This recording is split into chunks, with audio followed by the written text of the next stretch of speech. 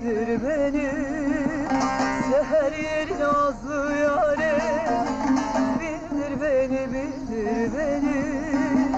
Düşmüşem elden ayaktan, kaldır beni, beni kaldır, kaldır beni doğur. Düşmüşem elden ayaktan,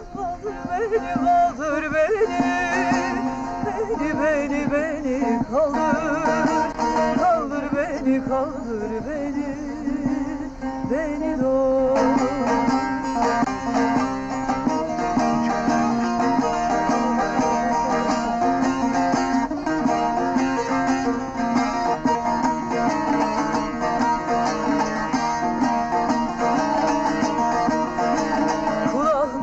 Gönül verse, bağımda gönül derse.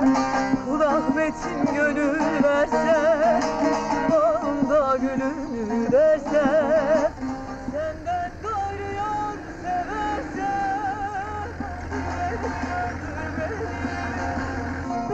beni öldür, öldür beni.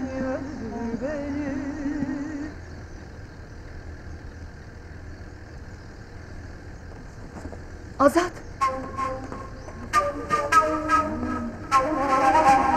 Azat!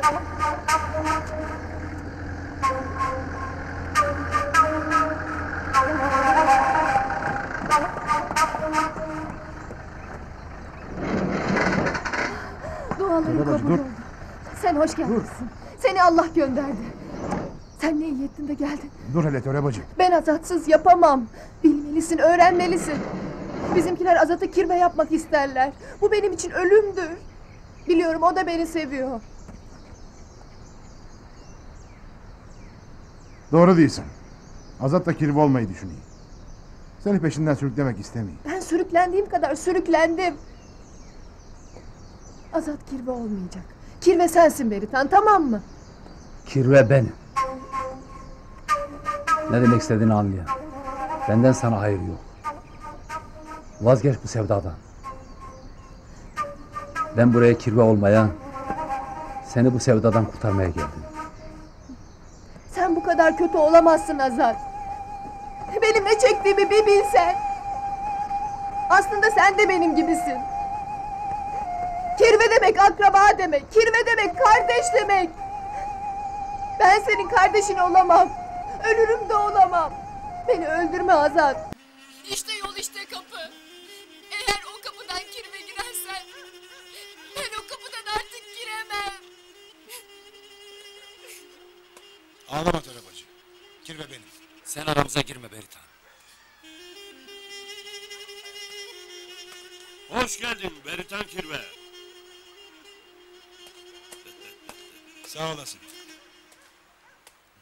Ne iyi ettin de geldin. Hoş bulduk. Sağ ol.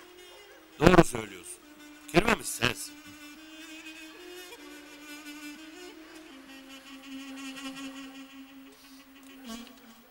Bu Azat var ya, bu Azat benim dünyamı kararttı. Ben töresiz yapamam. Sen de hoş gelmişsin. Hoş Azat. bulduk. Merhaba Yusuf. Merhaba. Hoş gelmişsin. Hoş bulduk.